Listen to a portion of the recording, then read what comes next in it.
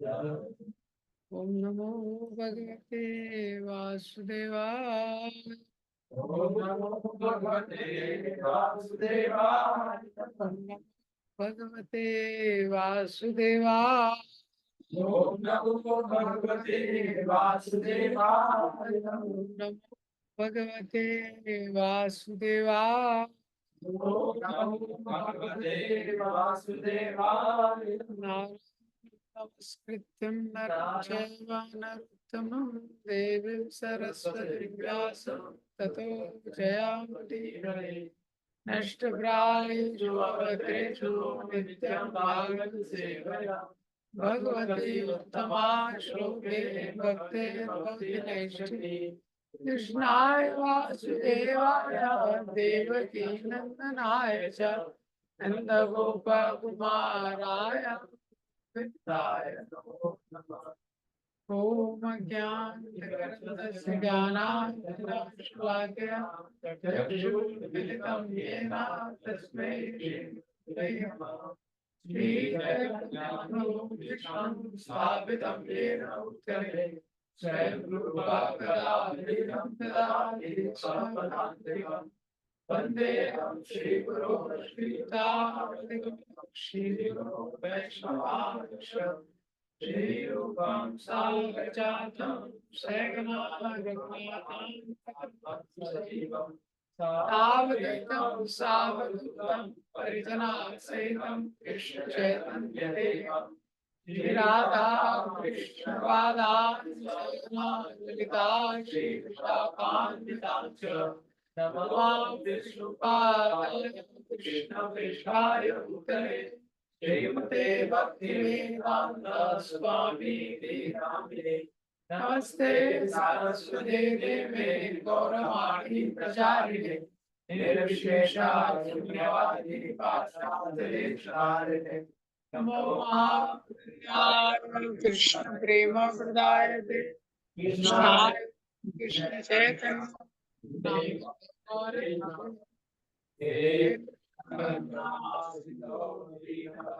जगत्पते भूमेश गोपिका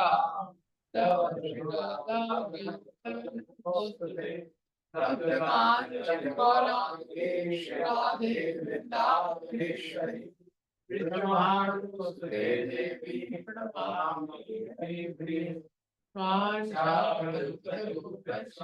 कृपासिन्धुभ्यैव च पतितानां पावनेभ्यो वैष्णवेभ्यो नमो नमः। जय श्री कृष्ण चैतन्य प्रभु नित्यानंद श्री अद्वैत गदाधर श्रीवासादि गौरभक्तवृंद। हरे कृष्णा कृष्णा कृष्णा हरे हरे हरे राम राम राम हरे हरे।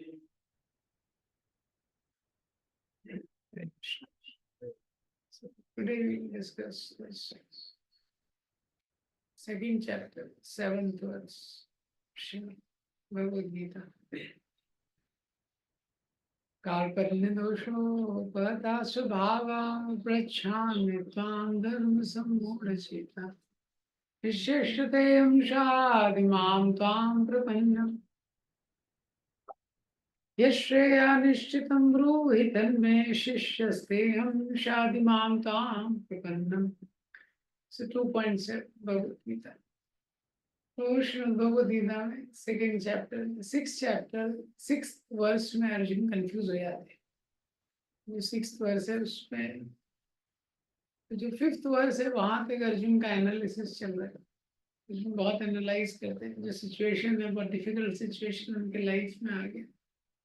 सिचुएशन का बहुत विश्लेषण करने के, बहुत ज्यादा एनालिसिस करने के बाद और बहुत सारे तर्क प्रस्तुत करने के बाद अर्जुन इस निष्कर्ष पे आते हैं कि मुझे क्या करना चाहिए, ये क्लैरिटी मुझे मिल नहीं रही एग्जैक्टली मुझे इस सिचुएशन में क्या करना चाहिए। वहां एक श्लोक आता है कार्पण्य दोषो। तो अर्जुन बोल रहे हैं मुझे कृपणता का दोष हो गया है। हाँ? मुझे समझ में नहीं आ रहा एग्जैक्टली इस सिचुएशन मुझे क्या करना चाहिए। उपहत स्वभाव, स्वभाव, मेरा जो स्वभाव है, किसका स्वभाव है? मेरा स्वभाव एक क्षत्रिय का, मैं क्षत्रिय हूँ, मेरा नेचर है कि आई एम क्षत्रिय।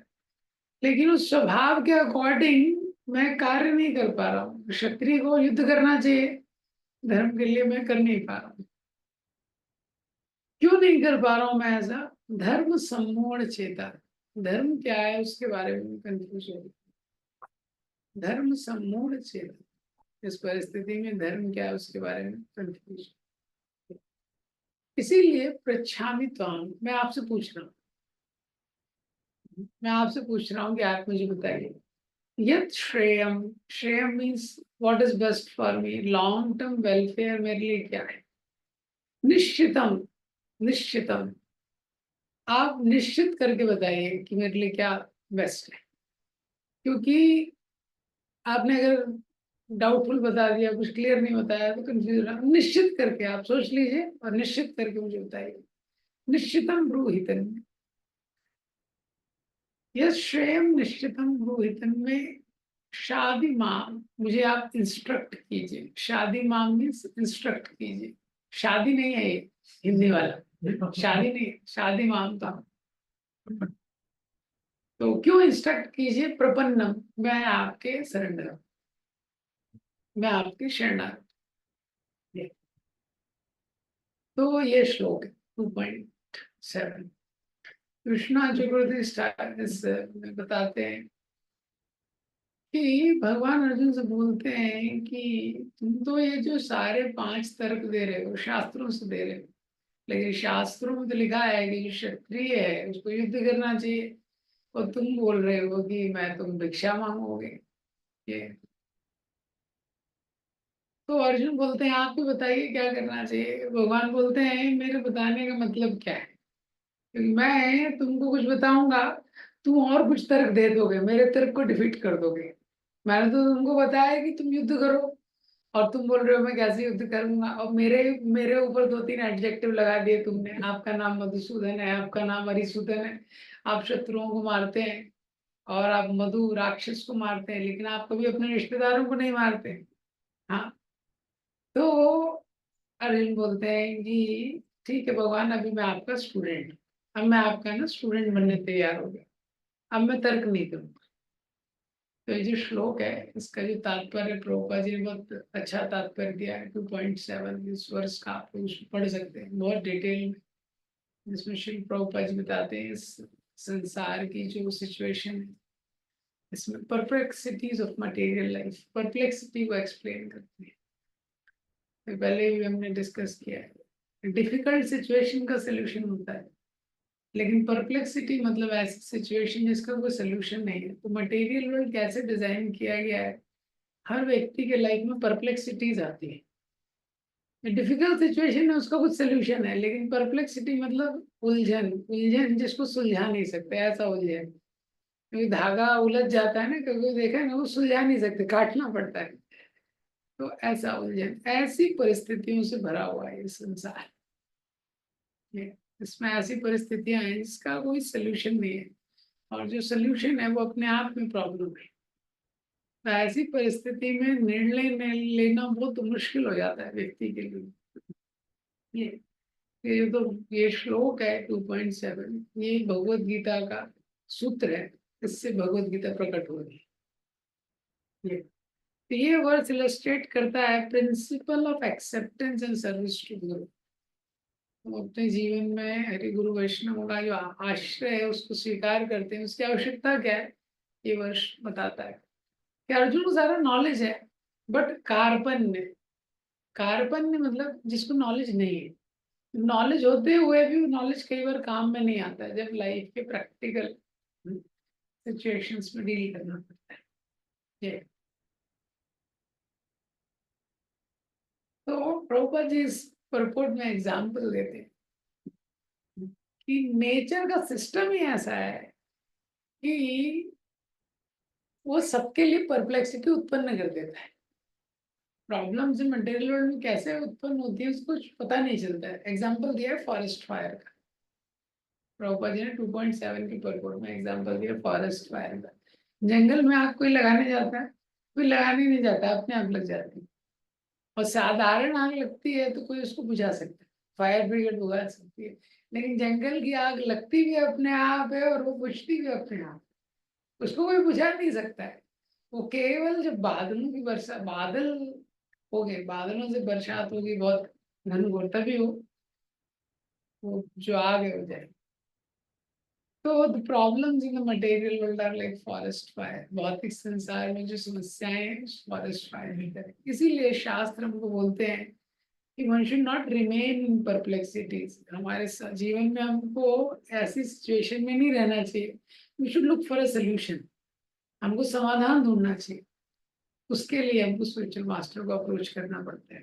ये तो अर्जुन के जीवन में बहुत बड़ी समस्या हुई है, लेकिन हम वास्तविक संसार में देखते हैं छोटी सी समस्या भी हमको नॉकडाउन कर देती है। हमारे जीवन में कुछ हो गया, घर में कुछ छोटा सा प्रॉब्लम हो गया, माइंड कितना डिस्टर्ब हो जाता है। कैरियर में कुछ थोड़ा सा प्रॉब्लम हो गया, कितना डिस्टर्ब हो जाता है। कॉलेज में कुछ हो गया, किसी का मोबाइल चोरी हो गया, कोई भी चीज हमको वो कर देती है। तो माया बहुत पावरफुल है। हमको कई बार लगता है कि हम लोग हैंडल कर लेंगे, बट हम लोग माया के फ्रंट में बहुत छोटे हैं, तो अलोन हम कभी हैंडल नहीं कर सकते इस सिचुएशन। इसीलिए हमको एक पावरफुल कनेक्शन की आवश्यकता है इस संसार में। इस संसार की तुलना की गई भव सागर में। भव सागर में जो नाव है, भव सागर, सागर का ऑलरेडी, जैसे रिवर और समुद्र में क्या अंतर है, जो नदी है वो फिर भी क्या है, एक लेवल ऑफ स्टिलनेस रहता है उसमें। लेकिन जो समुद्र है, नदी में कहीं कहीं बहाव होता है, लेकिन समुद्र बाय नेचर आपने देखा है ना, वैसे ऐसे चलते रहता है, उसमें लहरें हमेशा चलती रहती। हाँ, तो ऐसा समुद्र है भव सागर, और उसमें नाव है, तो ऐसे सबकी नाव चल रही है। तो जब तक किसी पावरफुल कनेक्शन से वो नाव एंकर नहीं होती है, व्यक्ति की बहुत डिस्टरबेंस में रहता है। अगर उसने कहीं पे, लंगर बोलते हैं ना, वो लगा लेता है पावरफुल कहीं पे, स्ट्रॉन्ग जो स्टेबल कोई सोर्स है, उससे जब उसका कनेक्शन लग गया तो उसकी लाइफ स्टेबल होती है। इसी तरह जब हमारे जीवन में तो हरि गुरु वैष्णवों का आश्रय मिलता है, जब हम भगवान से कनेक्शन, जैसे हम लोग चैंटिंग करते हैं, मॉर्निंग प्रोग्राम करते हैं, रीडिंग करते हैं, भगवान से कनेक्शन लगा लेते हैं, स्पिरिचुअल मास्टर का आश्रय ग्रहण कर लेते हैं, वैष्णव का आश्रय ग्रहण कर लेते हैं, तो क्या हो जाता है, ये जो कनेक्शन है हमको एंकर कर देता है मटेरियल वर्ल्ड की सिचुएशन में। तब हम कुछ चीज हैंडल कर पाते हैं, वरना सिचुएशन क्या रहती है कि हम हैंडल नहीं कर पाते। और सम मूड, मूड मीन्स मूर्ख, और सम मूड मीन्स कंप्लीटली फूल। कोई भी सिचुएशन आती है, we become completely fooled by that situation. कोई भी परिस्थिति जीवन में आती है, हमारे बस आंखों के सामने हमको तारे नजर आते हैं, कुछ समझ नहीं आता अभी क्या करना है। लेकिन क्या है, अर्जुन का ब्यूटी यहाँ पे क्या है, अर्जुन उसको स्वीकार कर लेते हैं।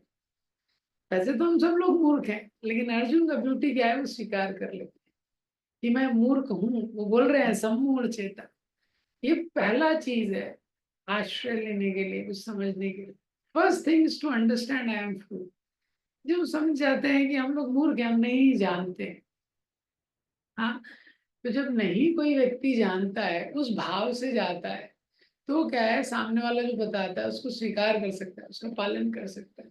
ये जैसे कोई व्यक्ति डॉक्टर के पास जाता है, हाँ, डॉक्टर को वो अपनी कुछ प्रॉब्लम बताता है, लेकिन प्रॉब्लम बताता है, लेकिन वो वास्तव में जानता है क्या एग्जैक्टली प्रॉब्लम उसकी क्या है, जानता है क्यों, वो नहीं जानता है। वो डॉक्टर जानता है इसको क्या प्रॉब्लम। वो सिम्टम बताता है, मेरा सर दर्द हो रहा है, ये हो रहा है, वो हो रहा है, जो भी हो रहा है, तो वो बता रहा है, हालांकि वही बता रहा है, लेकिन उसको पता नहीं है कि मेरा मेन प्रॉब्लम क्या है। तो डॉक्टर जानता है।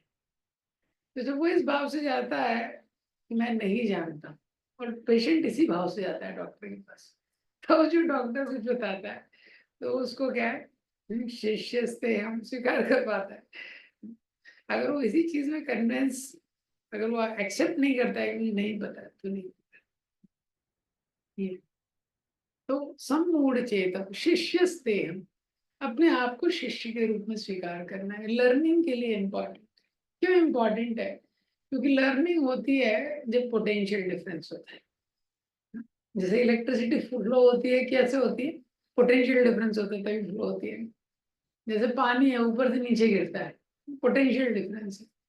ऐसे ही हम कृपा को प्राप्त करते हैं, शास्त्र के इंस्ट्रक्शंस में उसको स्वीकार कर पाते हैं। कब? जब पोटेंशियल डिफरेंस होता है। पोटेंशियल डिफरेंस होता है तो ट्रांसफर होता है नॉलेज का।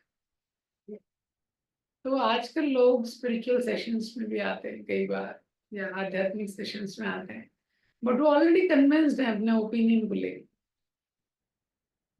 person convinced, person convinced of his opinion. What is that saying? Uh,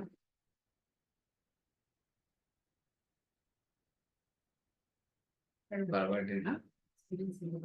नहीं।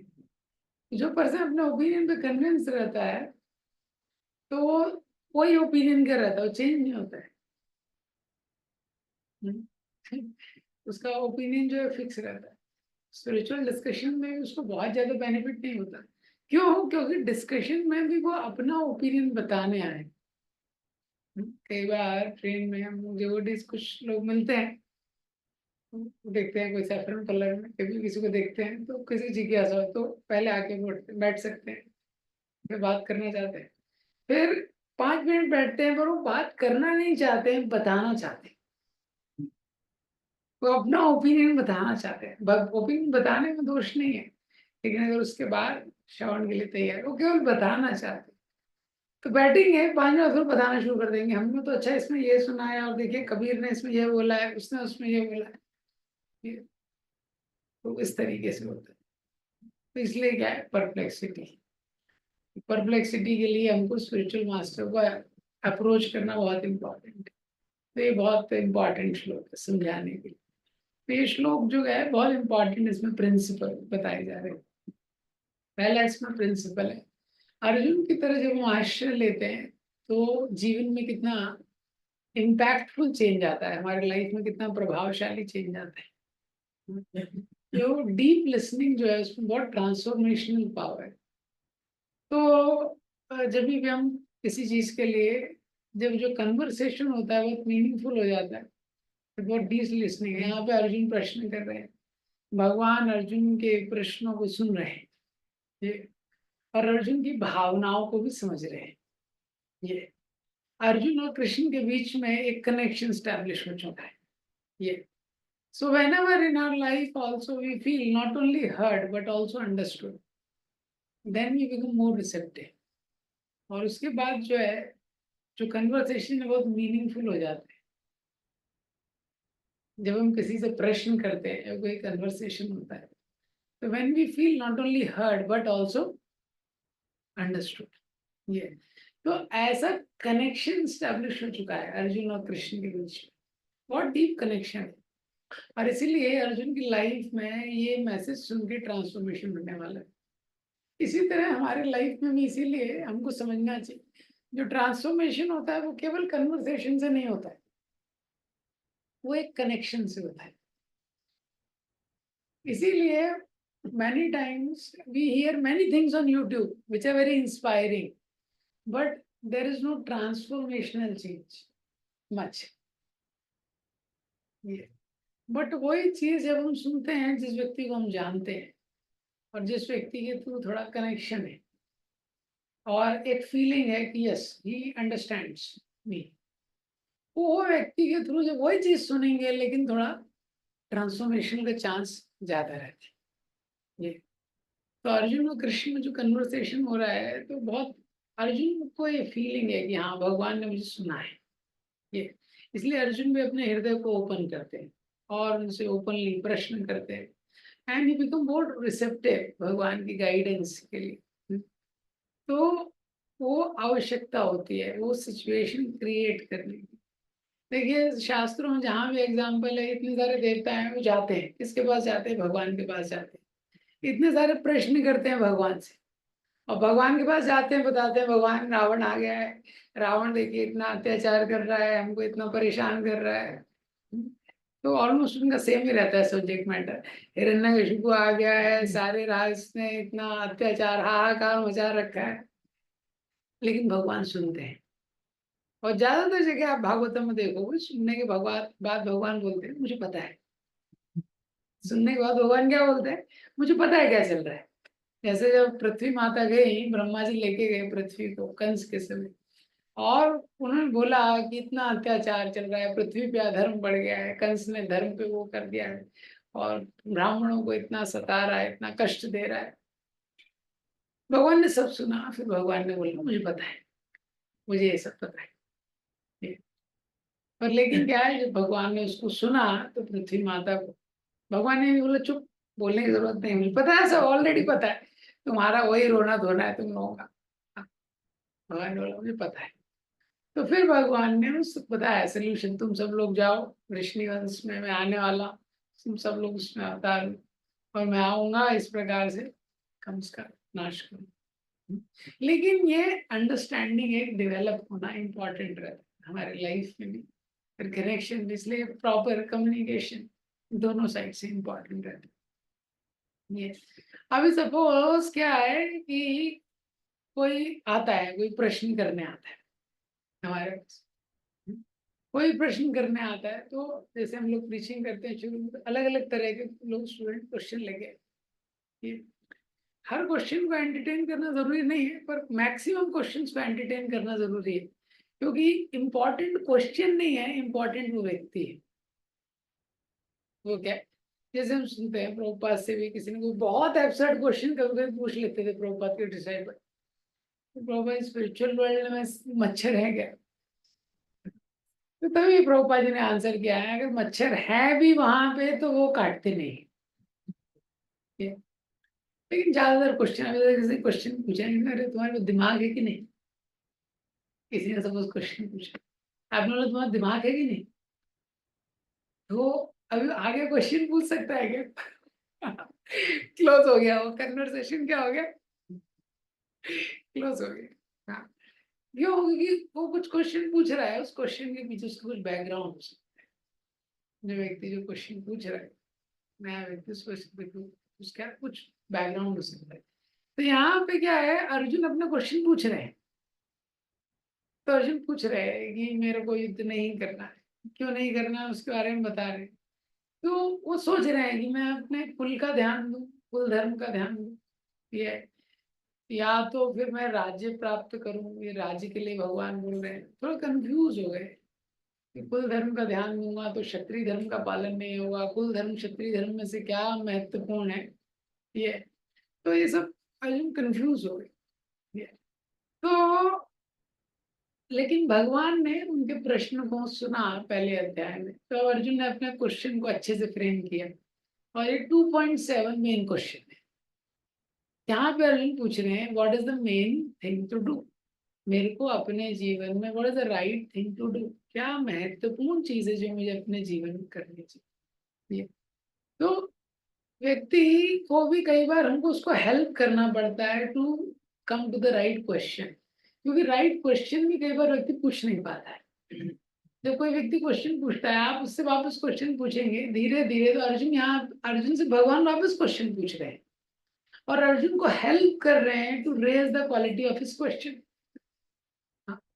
तो अर्जुन बोलते हैं मैं ये नहीं करना चाहता, मैं युद्ध नहीं करना चाहता, लेकिन भगवान उसको एनकरेज करके बोल, कुतस्त्वा कश्मलम इदम विस्मय समुपस्थितम। दूसरे अध्याय में देखते हैं भगवान उसको हेल्प कर रहे हैं। भगवान बोल रहे हैं कैसे तुम पे कृपणता का ये दोष आ गया, अनार्जुष्टम आस्वर्गम, कैसे तुम इस कंक्लूजन पे आए? क्यों? क्योंकि इस जन्म के बाद तो तुमको स्वर्ग नहीं मिलेगा, इस जन्म में भी लोग तुम्हारी जो कीर्ति है उसके बारे में अपमान करते रहेंगे, ये है। तो क्या है, व्यक्ति संसार में जो करंट सिचुएशन है उसको देख के ही प्रश्न करता है। घर में लाइट नहीं आ रही है, तो अब यही क्वेश्चन है लाइट कब आएगी, यही क्वेश्चन। किसी कोई स्टूडेंट है, सपोज उसके एग्जाम आ रहे हैं, तो उसके माइंड में यही क्वेश्चन है, मुझे एग्जाम निकल जाए, फिर उसको लगता है फिर मैं बस खेलूंगा, आराम से खेलूंगा दोस्तों के साथ, यही क्वेश्चन। कोई व्यक्ति है, उसके लाइफ में बहुत फाइनेंशियल क्राइसिस चल रहा है घर में, उसको लग रहा है कब प्लेसमेंट हो जाए, बस प्लेसमेंट हो जाए, बस उसके आगे वो देखना ही नहीं चाहता है, वो प्लेसमेंट हो जाएगा बस, कोई प्रॉब्लम नहीं रहेगी। किसी व्यक्ति को क्रॉनिक डिसीज है, उसको लगता है डिसीज सॉल्व हो जाए। तो जनरली क्या होता है, सरकमस्टेंशियल इश्यूज होते हैं, बहुत बड़े हो जाते हैं सरकमस्टेंशियल। इश्यूज। तो जो डीप क्वेश्चन है व्यक्ति पूछ नहीं पाता है।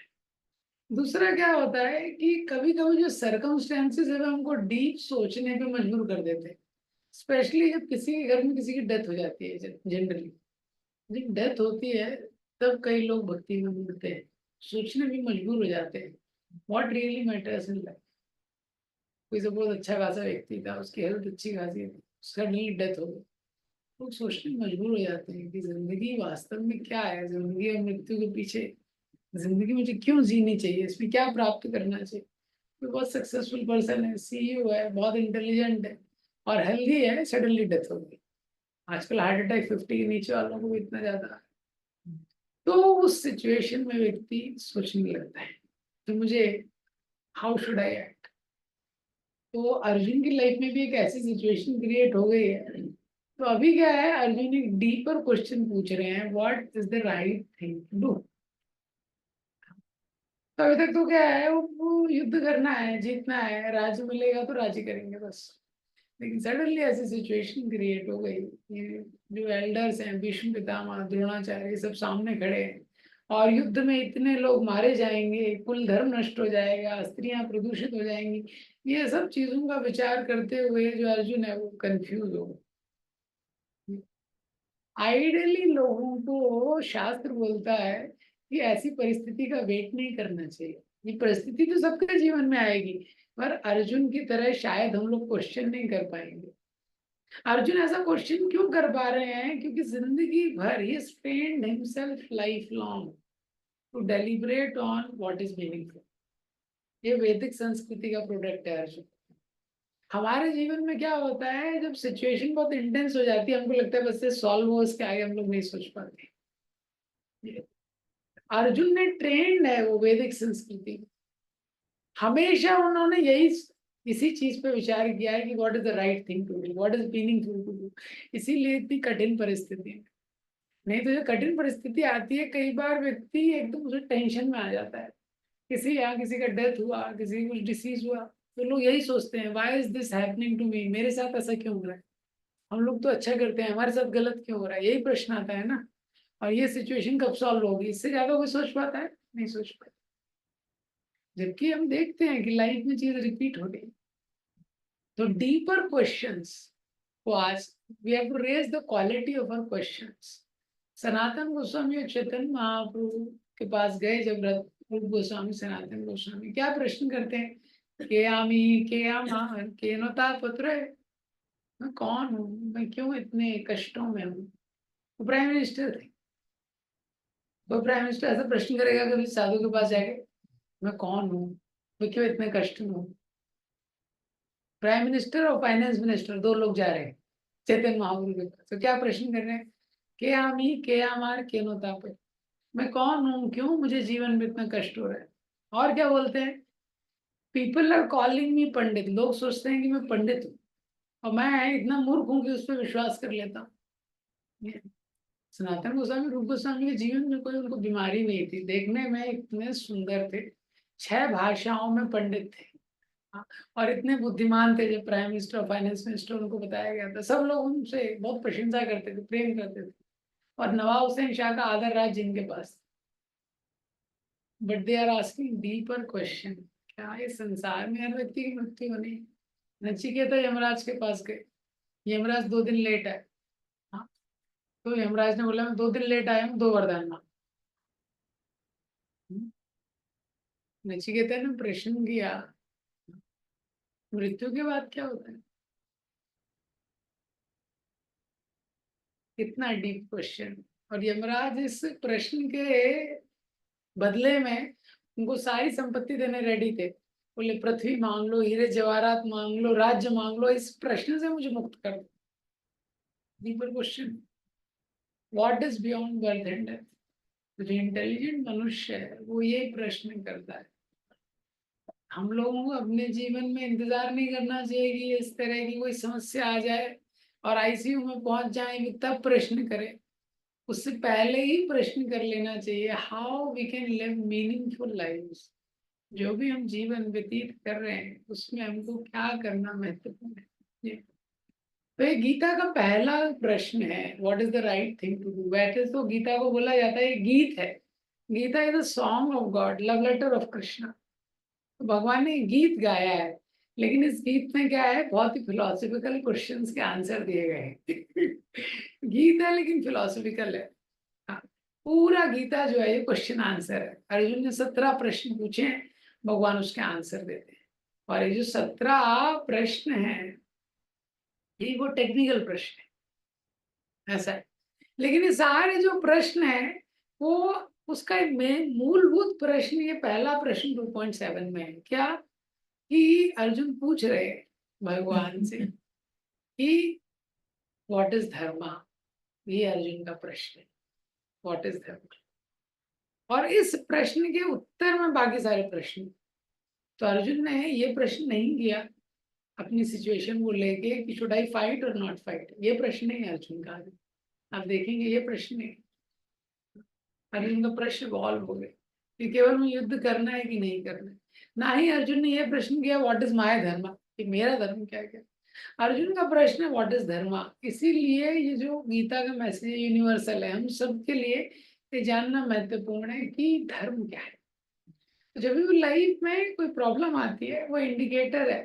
हाँ, जो भगवान लाइफ में प्रॉब्लम देते हैं ये इंडिकेट करने के लिए कि डीपर इश्यूज है लाइफ में जिससे हमको डील करना है।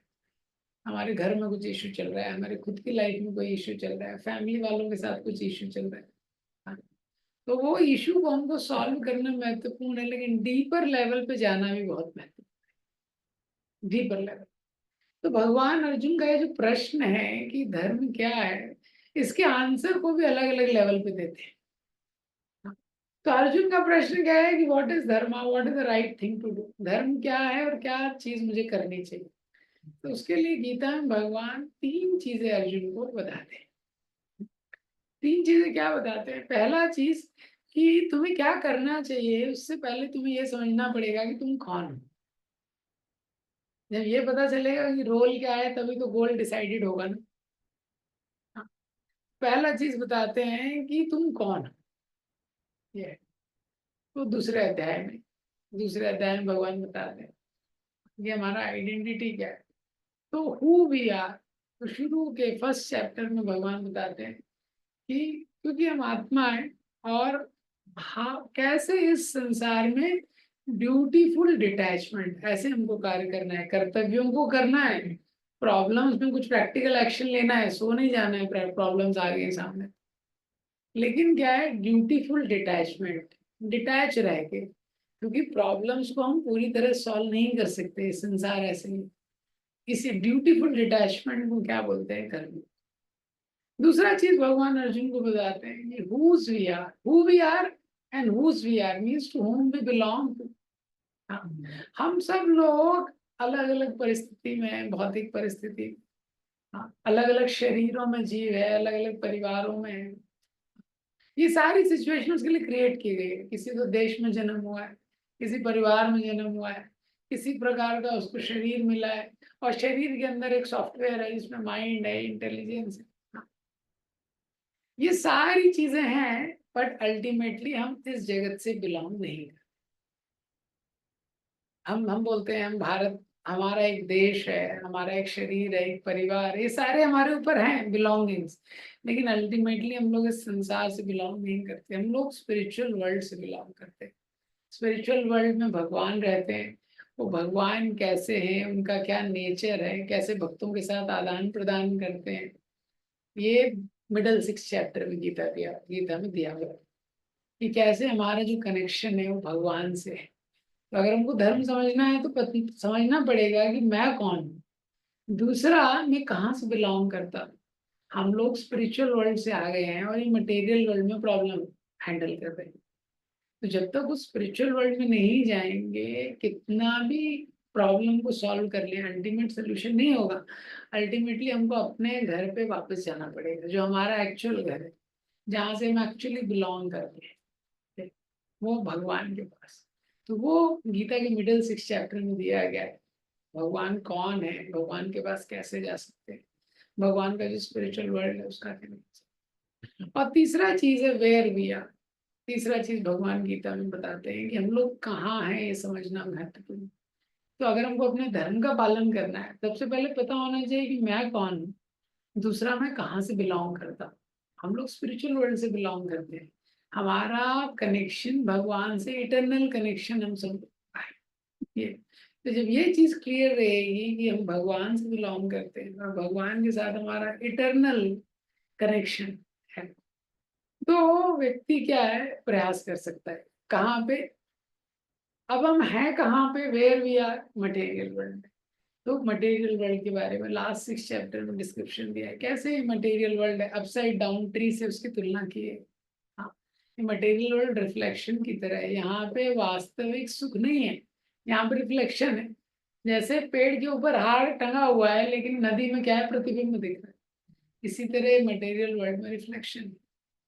अगर हमको हार को प्राप्त करना है तो पहले दृष्टि को चेंज करना पड़ेगा। ऊपर लगाया वो हार, नीचे नहीं। दूसरा, ये जो संसार है ये 3 गुणों के द्वारा है। तो रजोगुण, तमोगुण, सतोगुण, 14 चैप्टर में उसका डिस्क्रिप्शन दिया गया कि कैसे इस संसार में जो 3 गुण है वो सारी चीजों को डोमिनेट करते हैं, कंट्रोल करते हैं। तो कैसे इस संसार में रहते हुए जहाँ पे हम फंक्शन कर रहे हैं, इसका डायनामिक्स हमको समझना पड़ेगा। कैसे इस संसार में हमको सतोगुण में आना पड़ेगा, रजोगुण तमोगुण को अवॉइड करके, और सतोगुण में आके संसार के नेचर को समझते हुए कि हमको यहाँ पे एक स्पिरिचुअल लाइफ प्रैक्टिस करना पड़ेगा। नहीं तो क्या होगा, लाइफ कैसा हो जाएगा, बैडमिंटन के गेम की तरह हो जाता है। बैडमिंटन का गेम देखा है, वो वहां से मारता है, ये यहाँ से मारता है, वो वहां से मारता है, ये यहाँ से। टेनिस होता है, टेबल टेनिस, वो यहाँ से मारता है, वो वहां से मारता है, यहाँ से मारता है, वहां से। हाँ, तो मीनिंगफुल। तो हम लोग करंट प्रॉब्लम के साथ डील करते हैं, वो गलत नहीं है, लेकिन केवल करंट प्रॉब्लम्स के साथ डील करना वो गलत है। We have to deal with today's problem. आज जीवन में जो प्रॉब्लम है उसके साथ डील करना पड़ेगा। लेकिन जब आज की ही प्रॉब्लम्स के साथ डील करते हैं तो दिक्कत। जैसे वो एग्जाम्पल है, देखिए प्रभुपाद जी जब एक बार रूम में बैठे हुए थे, एक चिड़िया आती है। चिड़िया आती है और वहां पे एक इलेक्ट्रिक का बोर्ड लगा रहता है, वहाँ घोंसला बनाने लगती है। तो उसके बाद वो जाती है, प्रभुपाद जी का सर्वेंट होता है, पेपर से हटा देता है उसको। थोड़े टाइम बाद वापस चिड़िया आती है, वापस देखती कहाँ चला गया मेरा, हाँ 2 BHK फ्लैट मेरा कहाँ चला गया, 3 BHK। वापस से बनाती है। तो वापस से जो प्रभुपाद का सर्वेंट होता है थोड़े टाइम बाद वापस हटा देता है। वापस चिड़िया आती है, देखती कहाँ चला गया मेरा फ्लैट, वापस से बनाने का प्रयास करने लगती है। तो फिर प्रभुपाद जी के सर्वेंट वहां कागज लगा देते हैं, पेपर। वापस चिड़िया आती है, देखती है मेरा फ्लैट चला गया और यहाँ पे कागज लगा दिया, तो कागज को हटा देते, वापस बनाने लगते। फिर प्रभुपाद जी का जो सर्वेंट होता है इस बार उसको हटाता है और एकदम थिक कार्डबोर्ड लगा देता है। चिड़िया आती है अकेले को और टुक टुक टुक टुक करती है, वो जाता नहीं, हिलता नहीं है वो कार्डबोर्ड। फिर अपने 3-4 रिलेटिव्स को लेके आती है, वो भी टुक टुक टुक टुक करते हैं, वो जाता नहीं, फिर वो चली जाती है। प्रभुपाद जी उस स्टोरी से लेसन देते हैं, देखो ये चिड़िया नहीं देख पा रही है कि कोई व्यक्ति है जो हमारे प्लान्स को फेल कर रहा है। कोई तो व्यक्ति है संसार में पीछे जो हमारे प्लान को फेल कर रहा है। इसी तरह हम लोग संसार में इतनी योजना बनाते हैं, कितनी योजना बनाने के बाद भी बार बार स्वास्थ्य खराब होता है। किसी को फीवर आता है, 2 दिन तो टेबलेट लेता है, फिर ठीक हो जाता है, फिर लेकिन थोड़े टाइम बाद कुछ फीवर आता है, फीवर नहीं आता तो कुछ और प्रॉब्लम आती है, फिर थोड़े बाद कहीं चोट लग जाती है, फिर उसका दिक्कत है। फिर चोट नहीं लगती है तो फिर कहीं क्या होता है, घर में इशू आ जाता है, दूसरों की प्रॉब्लम आ जाती है। तो कोई बुद्धिमान व्यक्ति है वो सोचता है कि अरे कुछ तो इशू है इस संसार के साथ, क्यों बार बार प्रॉब्लम्स रिपीट हो रही। कभी माइंड का प्रॉब्लम, कभी बॉडी का प्रॉब्लम, कभी रिलेटिव्स के साथ प्रॉब्लम, कुछ ना कुछ इशू तो है ये। तो वो डीपर लेवल पे जाता है, उसमें कुछ ये प्रॉब्लम बार बार रिपीट हो रहे हैं। अब भगवान ने बोला है दुखा ले में शाश्वत संसार में, तो भगवान ने कुछ फॉर्मूला भी दिया होगा ना इस संसार से कैसे निकल सकते हैं ये। तो वो करंट प्रॉब्लम्स को सॉल्व करते हुए लॉन्ग टर्म इशू को निग्लेक्ट नहीं करता है वो व्यक्ति। वही सोचता है मुझे लॉन्ग टर्म प्रॉब्लम को भी सॉल्व करना है, करंट प्रॉब्लम तो हैंडल करना है, लेकिन लॉन्ग टर्म इशू भी। क्यों? क्योंकि करंट प्रॉब्लम को अगर हमने सॉल्व भी कर लिया, कितना भी सॉल्व कर लिया करंट प्रॉब्लम, लेकिन एक दिन तो लाइफ टर्मिनेट होने वाली है। किसी व्यक्ति का हेल्थ अगर सपोज आज खराब ठीक हो गया हेल्थ, लेकिन कितना भी अच्छा वो मृत्यु तो आने वाली है। ये किसी व्यक्ति की फैमिली का प्रॉब्लम था, वो आज सॉल्व कर लिया, लेकिन उसके बाद फैमिली के लोग तो जाने वाले हैं। तो current problem at the same time existential problem, इसका कंबाइंड सोल्यूशन ढूंढना बहुत इंपॉर्टेंट है। हाँ, तो अगर हम ये कभी कोई व्यक्ति अगर ये सिद्धांत को नहीं समझेगा तो स्पिरिचुअल लाइफ में एक्सक्लूसिव फोकस तो दे ही नहीं सकता है। एक्सक्लूसिव फोकस कौन दे सकता है? जो जानता है कि करंट में ये स्पिरिचुअल प्रैक्टिसेस मेरे लिए बहुत इंपॉर्टेंट है। क्यों? क्योंकि मैं अल्टीमेट सोल्यूशन के साथ डील कर रहा हूँ व्हेन आई एम चैंटिंग हरे कृष्ण। ये क्यों? क्योंकि केवल करंट प्रॉब्लम्स के साथ डील करूंगा अगर, और अल्टीमेट प्रॉब्लम को ध्यान नहीं रखूंगा।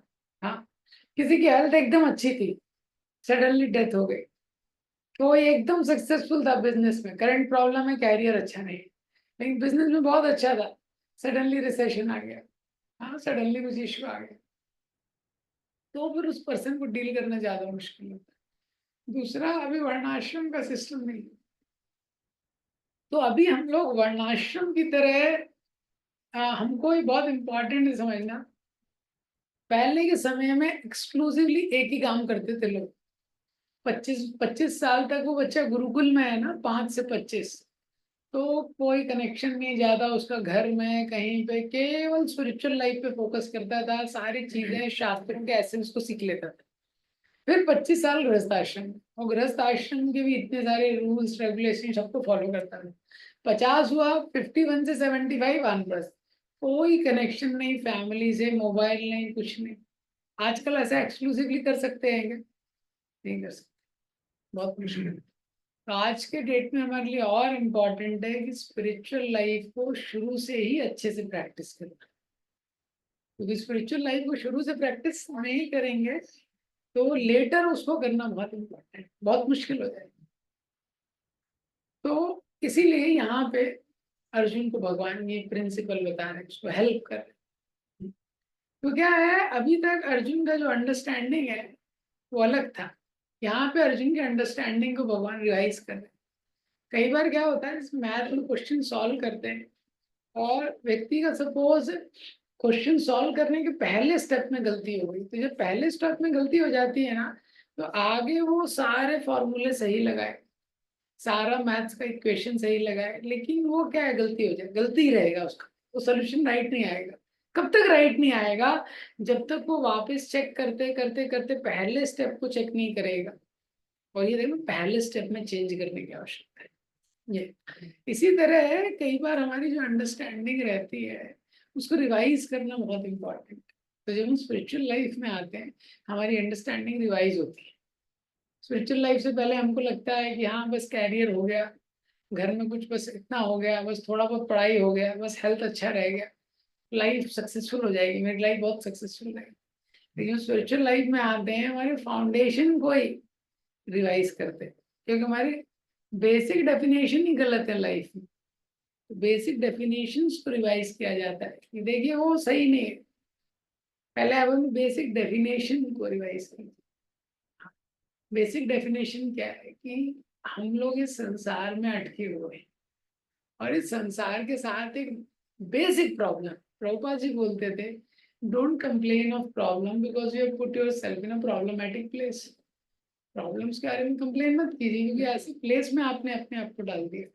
ये तो जो बेसिक डेफिनेशन रिवाइज करते हैं तो इतना फ्रस्ट्रेट नहीं होते। क्या, प्रॉब्लम तो सबकी लाइफ में है, लेकिन जब उसको पता लग जाए, जैसे किसी व्यक्ति को सर में दर्द हो रहा है, पेट में दर्द हो रहा है, बहुत कुछ हो रहा है, बड़ा टेंशन में आ जाता है वो, लेकिन जब डॉक्टर के पास जाता है, डॉक्टर एग्जैक्टली बता देता है, देखो भाई तुम्हारी ये प्रॉब्लम है, आधा प्रॉब्लम उसका वहीं चला जाता है जब उसको पता चलता है कि हाँ अच्छा ये प्रॉब्लम है क्या मेरे को।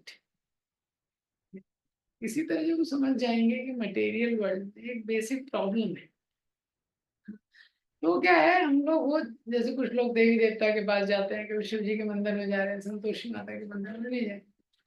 इसी तरह से इस कॉन में भी लोग आ जाते हैं, पर फिर भी कहीं इस बाबा जी का सुन रहे हैं, कहीं उस बाबा जी का सुन रहे हैं, वृंदावन में भी इतने सारे बाबा जी हैं, वो सब लोग ग्रेट सोल्स हैं, लेकिन उनका थॉट प्रोसेस फोकस रहेगा, क्यों सब एक सिद्धांत बता रहे हैं, लेकिन अगर हम लोग मल्टी ऑर्गेनाइजेशन का सुनते रहेंगे, लॉयल्टी नहीं रहेगी, तो लाइफ में कुछ चेंज नहीं आएगा।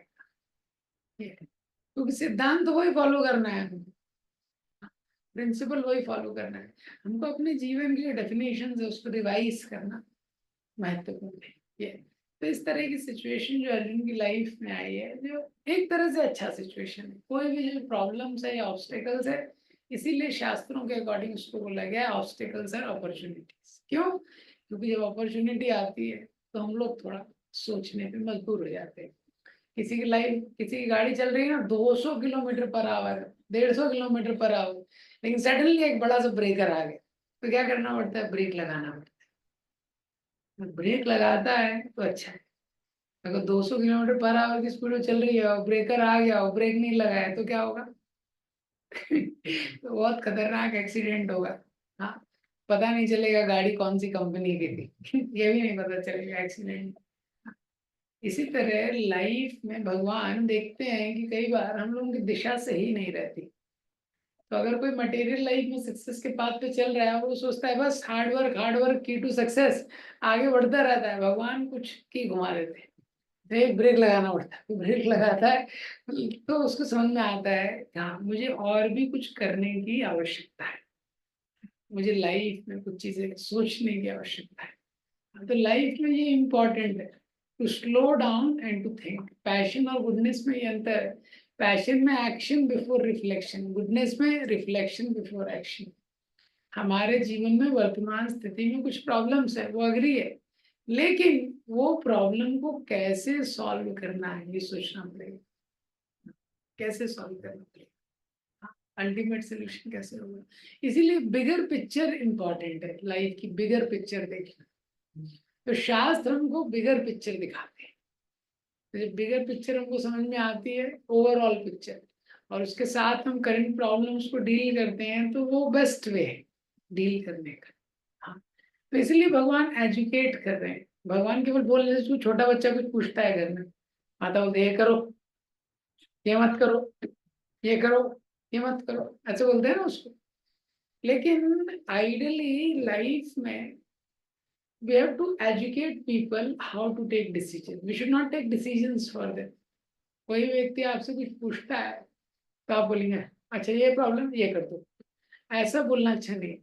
हालांकि वो व्यक्ति बोलेगा बस आप मुझे बता दीजिए मुझे क्या करना है, मुझे एक चीज बता दीजिए मुझे क्या करना है। नहीं, आप उसको ऑप्शंस बता, उसको हेल्प हिम टू थिंक, उसको मदद करो, वो कैसे सोच सकता है, कैसे उसका जो थॉट प्रोसेस है वो ग्रो हो सकता है, उसको मदद करो। क्यों? क्योंकि जब वो खुद उसको सोचना आना चाहिए। हाँ, तो इसलिए अर्जुन को ही भगवान ने ऐसा सिंपल आंसर नहीं दिया। हाँ, जब अर्जुन प्रश्न कर रहे हैं, कृष्णा इज हेल्पिंग अर्जुना, तो भगवान अर्जुन को सारे प्रिंसिपल्स बताने वाले हैं जो धर्म से रिलेटेड है। और उसके बाद बोलेंगे यथा इच्छसी तथा करो, जो तुम्हारी इच्छा है वो करो, क्योंकि यही तरीका है, सही तरीका। तो जो रिस्पॉन्सिबल पेरेंट्स होते हैं, हाँ, तो वो अपने बच्चों को ट्रेन करते हैं, not just telling what is right, but also help them learning the right reasoning behind the right, कि सही तरीके से उसको कैसे एक्सेप्ट किया जाए, ये कैसे व्यक्ति अपने आप एक सही डिसीजन में है। तो भगवत गीता हमको उसमें हेल्प करती है। तो ये 2.7 में भगवान ने जो है एग्जिस्टेंशियल क्वेश्चन है, तो और भी इसमें कुछ डिटेल है, मोस्टली कल उसको थोड़ा कैरी ऑन करें। तो अभी अगर किसी का कोई प्रश्न है, कमेंट है तो पूछ सकते हैं। हाँ प्रभु जी, हरे कृष्णा, दंडवत प्रणाम। यस, शशि गुरु। अ, प्रभु जी आपने बहुत ही बढ़िया बढ़िया चीजें बताया, मैंने नोट डाउन किया। प्रभु जी, प्रभु जी आपने एक बात बताया ना, ट्रांसफॉर्मेशन जो होता है सिर्फ कन्वर्सेशन से नहीं होता है, लेकिन conversation can make peace and conversation can make war. तो एक उसने बताया कि कन्वर्सेशन में बिल्कुल पावरफुल कनेक्शन होना चाहिए। तो कन्वर्सेशन और कनेक्शन का मतलब दोनों का है। बड़ा एक चीज बताइए जो। तो जहाँ कनेक्शन आता है, तो अच्छा क्वेश्चन है आपका। तो क्या होता है, When connection comes, relation comes into picture. और जब रिलेशनशिप पिक्चर में आती है तो क्या है, व्यक्ति फॉलो करता है. Relationship means we value the person. So when we value the person, we value the message what he is giving. तो हम उसको लाइफ में फॉलो कर पाते हैं. ये कन्वर्सेशन में आंसर तो मिल जाता है, इंफॉर्मेशन तो मिल जाता है. तो इसमें अंतर क्या होता है, जब केवल कन्वर्सेशन होता है तो उसमें आंसर मिल जाता है, इंफॉर्मेशन मिल जाता है, लेकिन अब उसको जो अप्लाई करना है ना व्यक्ति को, वो अपनी स्ट्रेंथ पे करना है. उसका अपनी फ्री विल है, उसका अपना विल पावर है, उसके ऊपर उसको अप्लाई करना है. तो ये जो है, ये इतना स्ट्रॉन्ग इम्पेटस नहीं रहता जनरली, ऐसा है. तो इसलिए लोग इतना सारा मोटिवेशनल सेमिनार जो सुनते हैं, उसमें ट्रांसफॉर्मेशनल का जो रेट होता है वो जनरली कम रहता है. हालांकि वो इंस्पायर करता है, लेकिन जहाँ कनेक्शन इन्वॉल्व हो जाता है, क्योंकि वहां पे एक रिलेशन है, तो रिलेशन वाला फैक्टर पुश करता है ज्यादा इस संसार में. जैसे संबंध है ना, तो हम लोग रोड पे चल रहे हैं, किसी ने कुछ बोल दिया, इतना मैटर नहीं करेंगे. लेकिन घर में आपके माता पिता ने कुछ बोल दिया तो वो मैटर करेगा आपको ज्यादा. ऐसा. प्रभु जी एक और बात बताया आपने कि हमें क्या करना चाहिए, जो डिसीजन लेना है ना, तो डिसीजन हम जीवन के जो अनुभव से अपने को किसी क्षेत्र में पहचान बनाए हैं और जो अनुभव मिलता है जीवन में, तो कभी कभी हमने सुना है कि don't make promises when you are happy, don't make decision when you are distress. तो अब डिस्ट्रेस में है तो क्या है कि कभी कभी हम ऐसे सिचुएशन में रहते हैं कि उधर डिसीजन नहीं लेते हैं, तो फिर एक मतलब एक लगता है कि अरे इतना कुछ. अभी अब शुरुआत में लेक्चर के अपने बोला कि हर जगह आपका नॉलेज काम नहीं करेगा, तो उस समय क्या करना चाहिए. ज्यादा व्यक्ति और डिस्ट्रेस में है, एग्जॉस्टेड माइंड है और चीजें नहीं सुलझा पा रहे हैं, या फिर ऐसी सिचुएशन पड़े हैं कि आपने एक और बात बताया रिफ्लेक्शन के बारे में, जब गुडनेस में रहता है रिफ्लेक्शन आता है, तो पैशन और रिफ्लेक्शन वाला बात थोड़ा नहीं समझ में आया. तो ये जो saying है, don't make promises when you are happy, don't take decisions when you are distressed, इसका मतलब क्या है, एज इनिशियली एक्सट्रीम सिचुएशंस में सडन डिसीजंस लेना नहीं चाहिए, थोड़ा वेट करना चाहिए. Extreme situations are not good for taking conclusive decisions.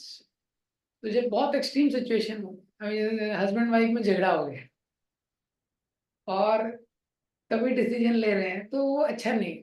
थोड़ा देर रुकना चाहिए. इस्लाम में था ना पहले 3 बार तलाक तलाक तलाक. अब भैया उसका फ्यूज आउट हो गया, उसका सर्किट शॉर्ट सर्किट हो गया, तो बोल ही देगा 3 बार. हाँ. तो एक्सट्रीम सिचुएशंस में क्या होता है कि डिसीजंस नहीं लेना चाहिए. ये पहला प्रिंसिपल है. एक्सट्रीम सिचुएशन हो गया means you want to take decisions, okay wait down, you just little wait. You can write down that decision, but for yourself, तो थोड़ा वेट कर लो. दूसरा important thing, that's why we should have in our life some mature guides. क्या होता है जब हम वो सिचुएशन में हैं, mature guides mean some equals also, some seniors also. क्योंकि जब हम किसी सिचुएशन में हैं तो हम उस सिचुएशन को पूरा नहीं देख सकते. जैसे कोई व्यक्ति अगर ट्रैफिक जैम में फंसा हुआ है तो वो आगे तक नहीं देख सकता है, लेकिन दूसरा व्यक्ति अगर प्लेन से जा रहा है तो वो देख सकता है. तो अगर हम किसी सिचुएशन में, हमको हेल्प लेना चाहिए इक्वल्स का या सीनियर्स का, मैच्योर गाइड. तो उनके कंसल्टेशन से हमारे को थोड़ा एक ब्रॉडर अंडरस्टैंडिंग मिलता है. बस. थैंक यू सो मच प्रभु जी, धन्यवाद, प्रणाम. Thank you.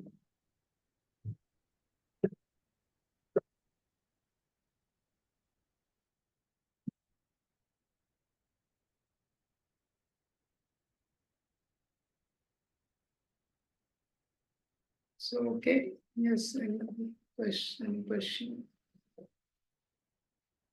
Yes, Mataji. Hare Krishna, Prabhuji, Dandavat Pranam. Thank you so much for the wonderful class. Prabhuji, you said that whenever somebody is coming to us with a question, then we shouldn't really give the exact answer. We should make the other person think. But this sounds more like something of a skill which comes with practice. So, how can we navigate the other person's thoughts in a way that they can take independent decision, and we just give them, a way where they can think correctly and arrive to the right place. How can we do that? Because most likely we end up telling them what we think is right. But you're right, we should make the other person think. So how can we do that in our conversations?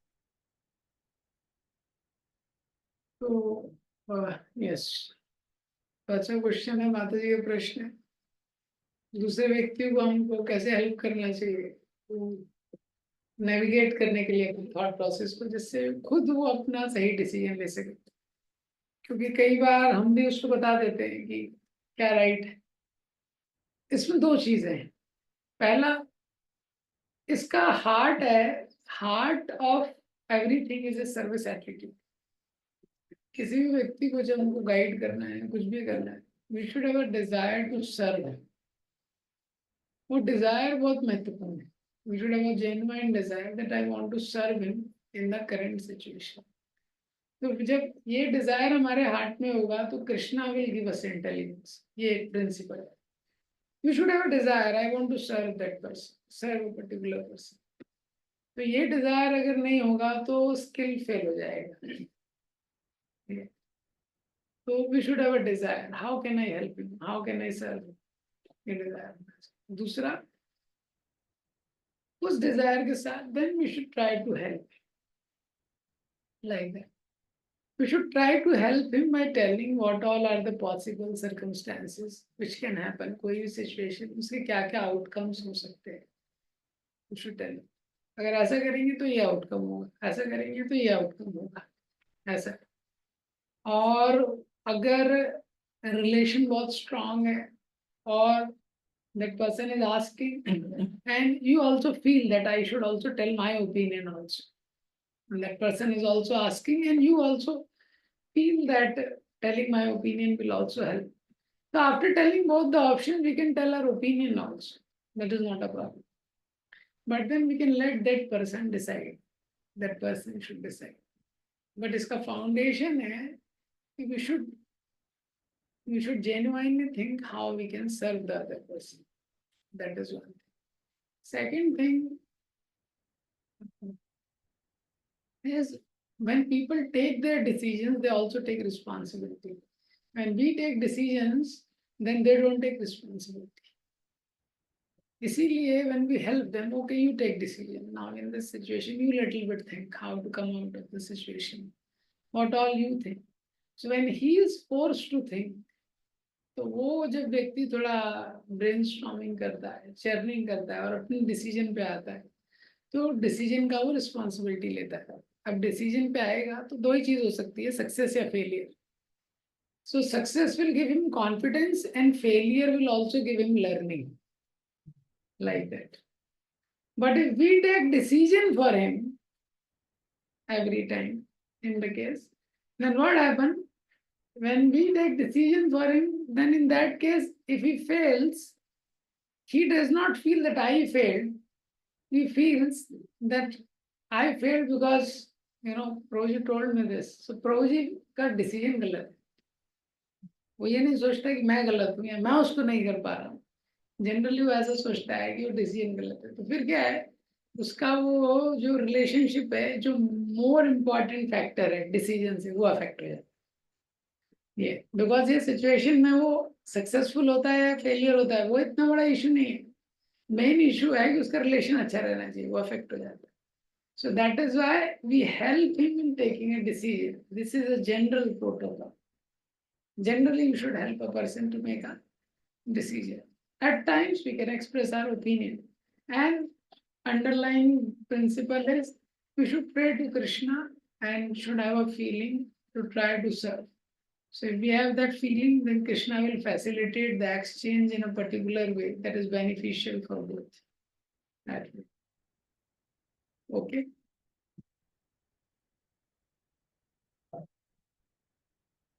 Yes, Prabhuji, it's perfect. Thank you so much. Hare Krishna. So we'll end here. Shri Prabhupada. Yeah.